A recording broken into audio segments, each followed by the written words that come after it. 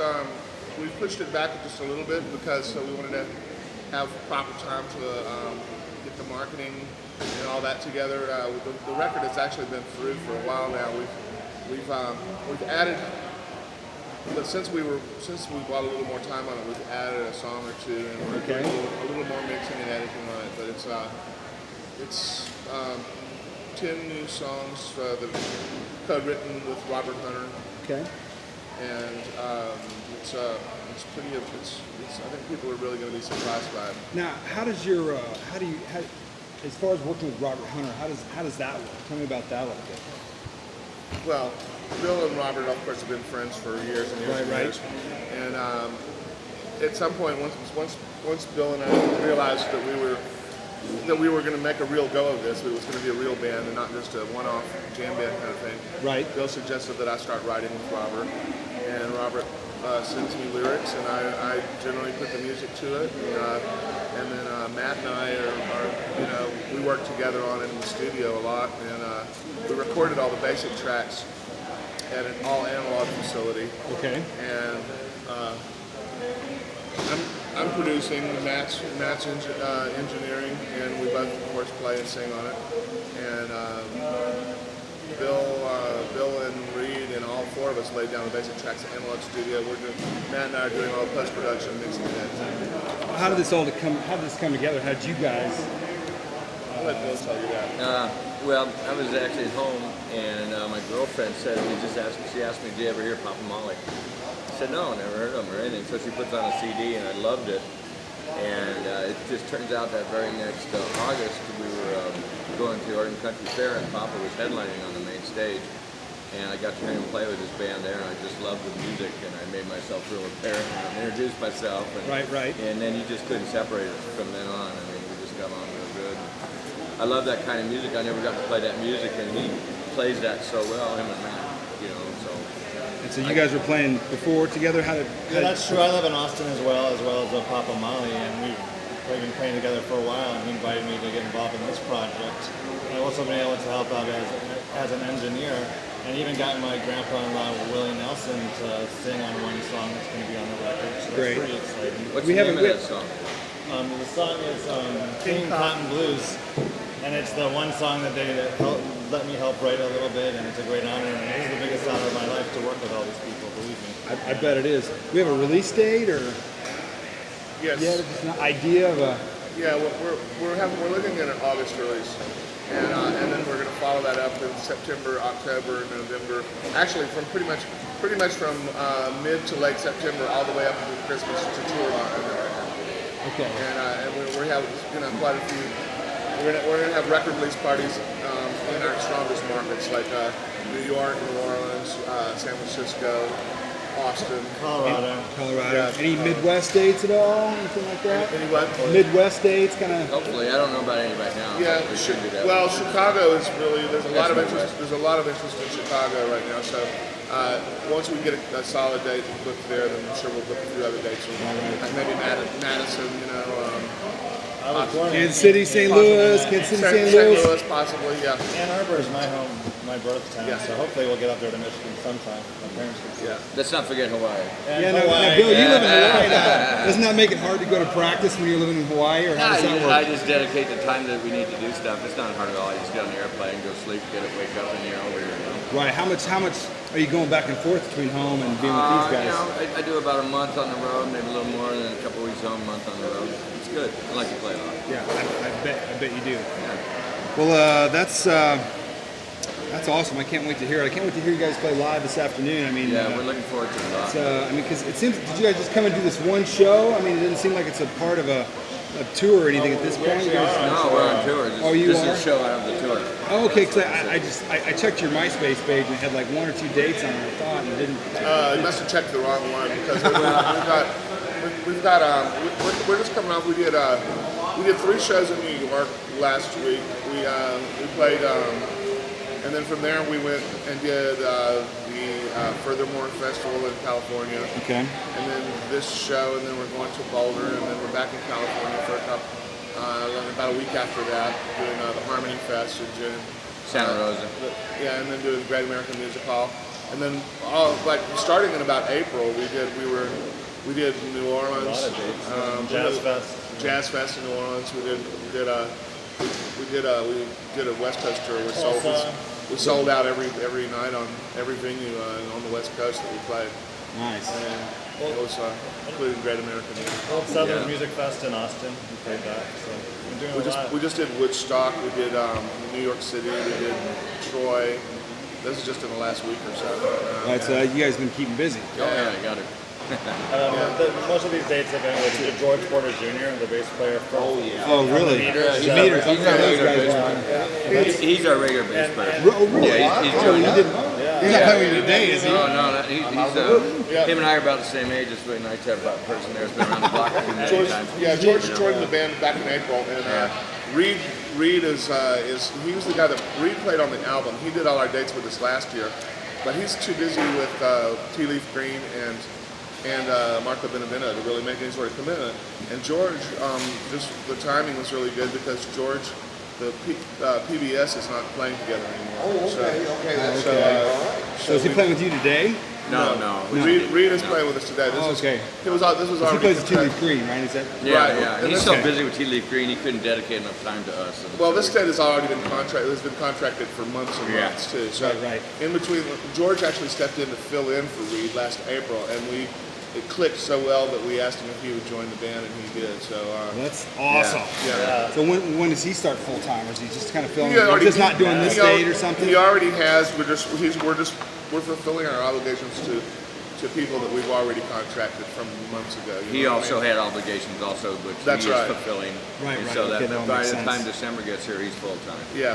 Actually, by the time I think Before that, even. October, I believe. Right. From Yeah, that's October right. on. We're playing Great American again August 6th and 7th, and we'll be at in Napa, California on October 1st, and we're playing Strictly Bluegrass on the 2nd. Yeah, we got that show And just we're came also through today. doing Tortugas during Halloween and possibly Voodoo Festival. Yeah, that's right. And two nights of Great American this time, right? Yeah, He's the gonna first be one. with us at all those. Yeah, the first one, the Great American, is dedicated to New Orleans and Wild Tropictulas type of thing, the Chiefs.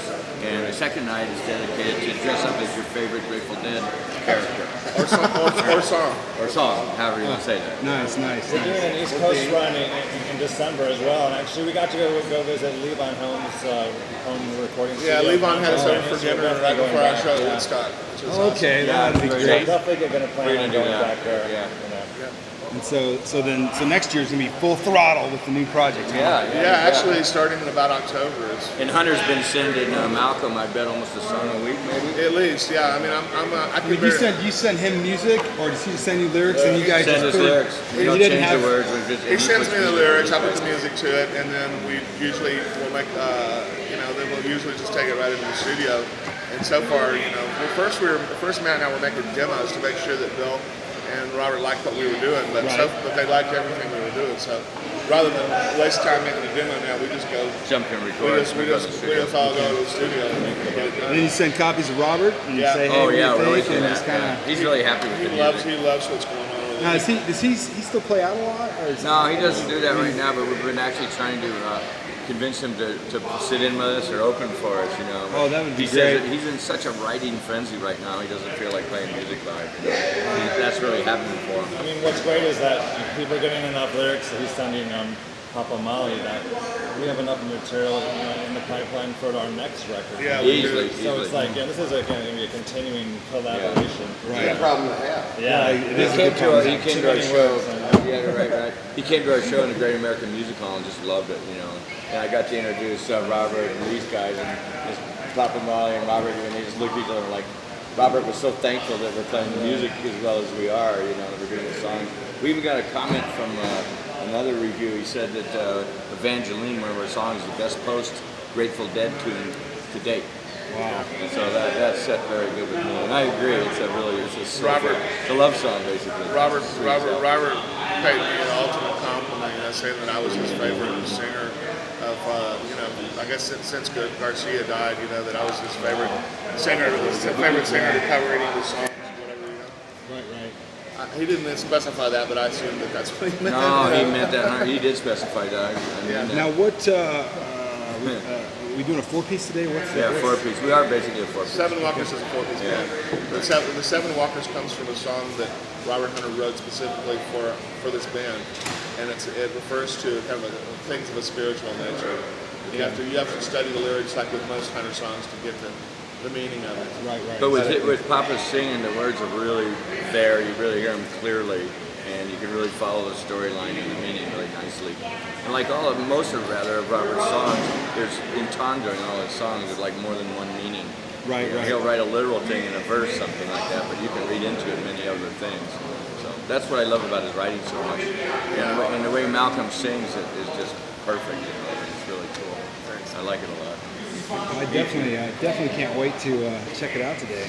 Yeah, we have fun, man. We have a good time It's playing. gonna be a little warm, I think, but I got a shirt. I got a no sleeve shirt. No wine style. bring lots of This is my water and dress beers shirt. on stage. That beverage thing when you move on to the next one here. We'll make a What's the beverage. next one? What are we doing next? Do you have another press thing after us? I don't think so. Oh, okay. I thought they had, or are you signed up? Yeah, maybe. Oh, I thought you were doing yours now. I am. I'm writing down. Taking notes. Hey, we're saving All these time. questions are what you're going to ask anyway. So All the radio guys are doing all the talking. I don't want to miss dumpster funk. Yeah, I wouldn't want to either. I love Well, those guys. you know, thanks for taking time to. Yeah, man. We have time for my 2 quick questions. Oh, KP. All right, first of all, Papa Molly, Matt, Bill, if you guys ever get tired of being so awesome or kicking so much ass. The second I never one. thought about it that way.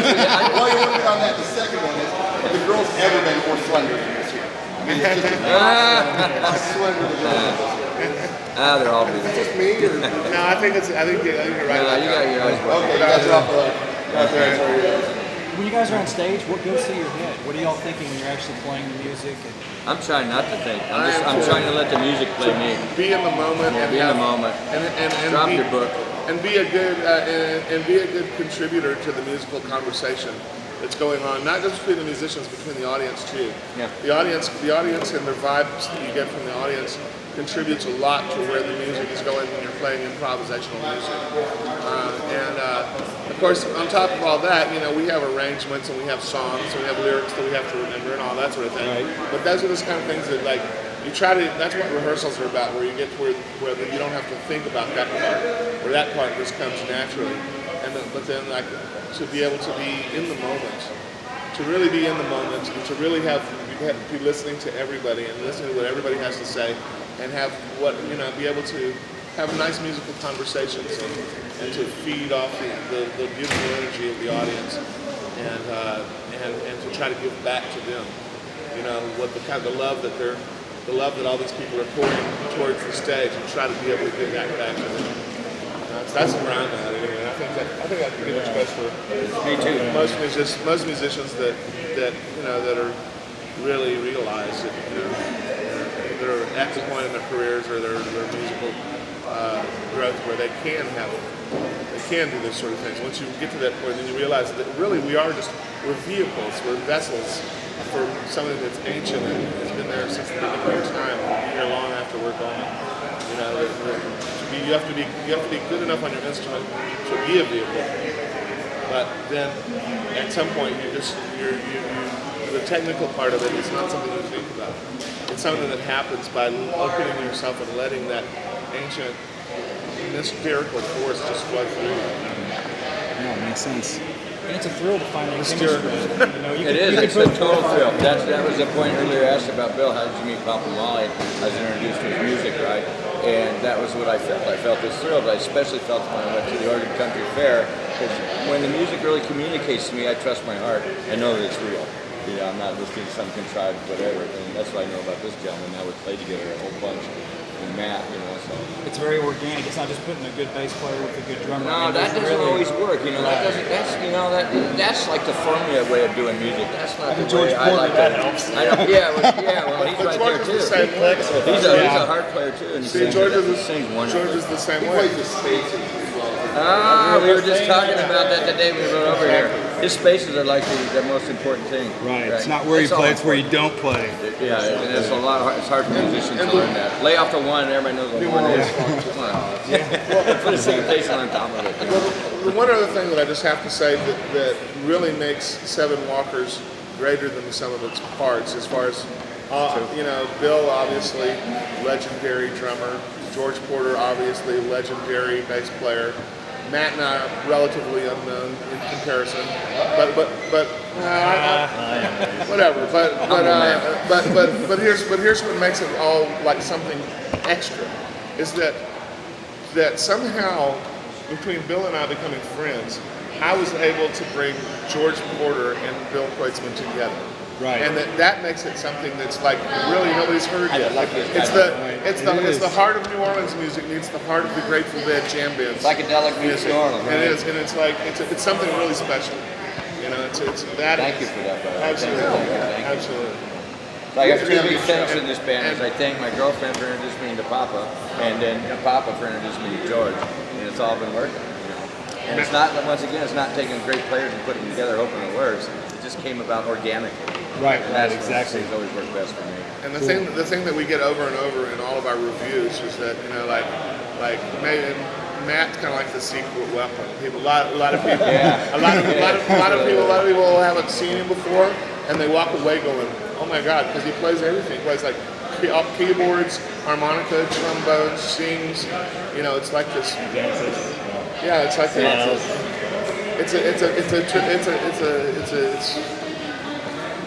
the band is really taking on a life of its own, and it's something different, not just another offshoot of some other band. Yeah. We were playing at the Brooklyn Bowl here the other night last week, and George leaned over to me in about the middle of the second set. It sounds like a band, doesn't it? I knew right then. Yeah. Doing something right.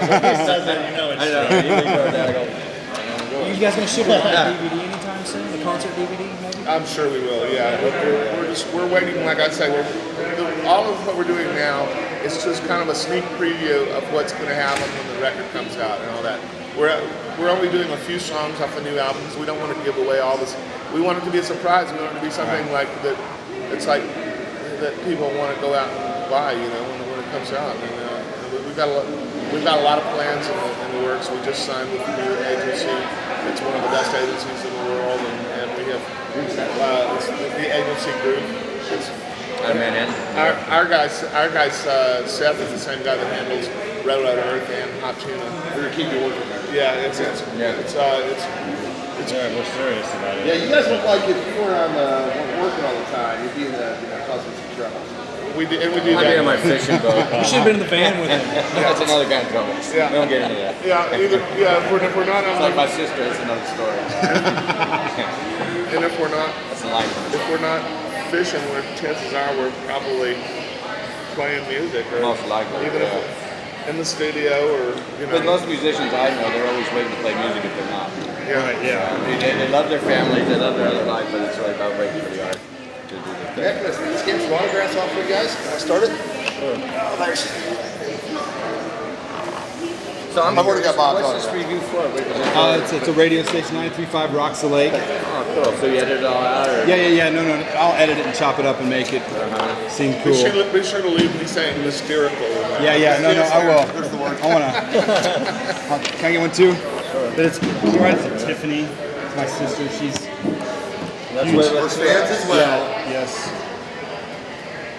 And we we're trying got to to get down the stage pretty soon. Autograph me a picture and we'll roll. You guys are out of here. Can you call us Thank you. Can you call us a limo golf cart?